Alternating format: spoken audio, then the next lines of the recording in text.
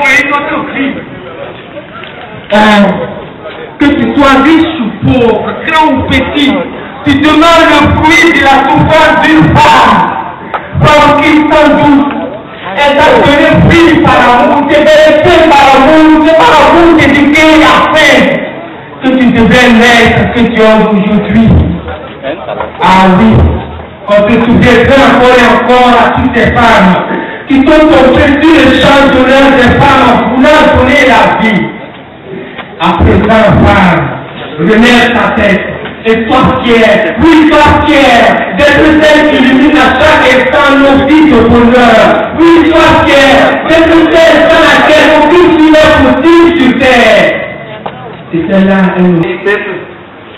Camarades secrétaires généraux des syndicats autonomes, honorables invités, camarades participants et participantes, mes chers amis de la presse, chaque année, la Journée internationale de la femme, proclamée par les Nations Unies en 1977, est l'occasion pour nous femmes du monde de faire le point sur la position de la femme, l'égalité des sexes, mais aussi de jeter un regard au-delà des frontières respectives de nos États et d'approfondir notre réflexion concernant les années futures. Pour cette année 2012, le thème international de cette journée du 8 mars est placé sous le thème « Rendons les femmes rurales autonomes ». Ce thème est un thème international, je vous le rappelle pour votre enseignement. Éliminer la pauvreté et la faim. L'autonomisation des femmes rurales et leur rôle dans l'éradication de la pauvreté. Ce thème nous interpelle à plus d'un titre en tant que femmes africaines et syndicalistes. En effet, notre continent est le plus concerné par ce fléau où le non-accès des femmes à la terre est une des causes de notre sous-développement. Des estimations des organismes spécialisés des Nations Unies montrent que si les femmes bénéficiaient du même accès aux ressources productives que les hommes, elles pourraient augmenter les récoltes de leurs exploitations agricoles de 20 à 30%, permettant ainsi de sortir de la famille 100 à 150 millions de personnes dans le monde, dont plus de 2 tiers vivent en Afrique.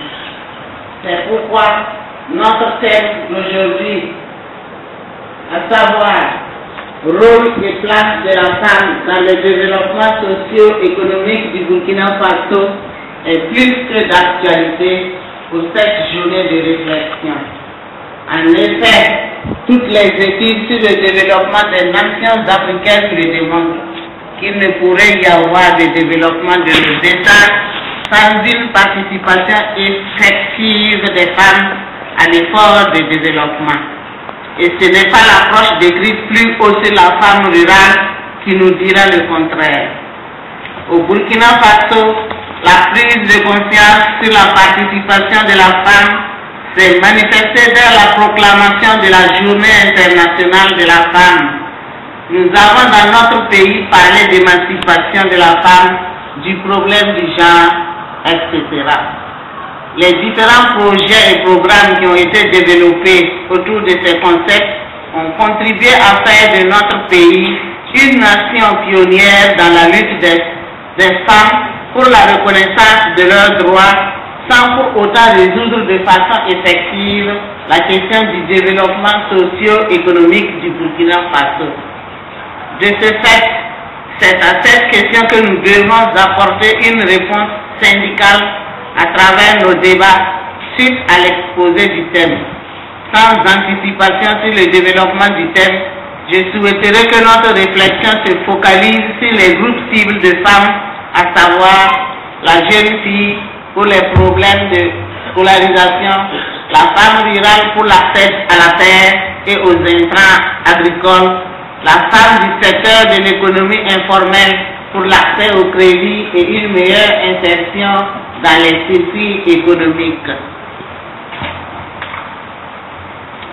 La femme La femme du formel pour des emplois décents.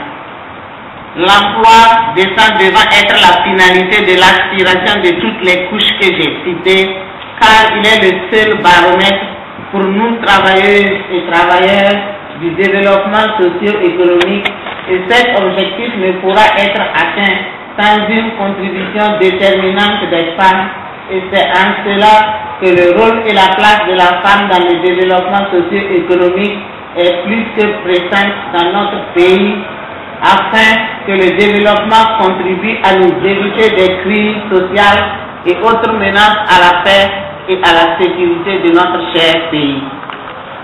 Je vous remercie.